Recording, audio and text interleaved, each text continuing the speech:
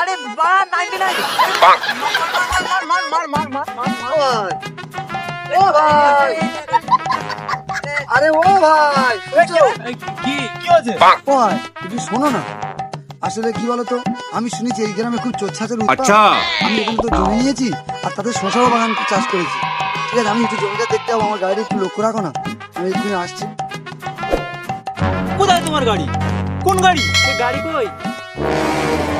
কই দাদা? এই তো গাড়ি, দেখা পাচ্ছি না। গাড়ি কো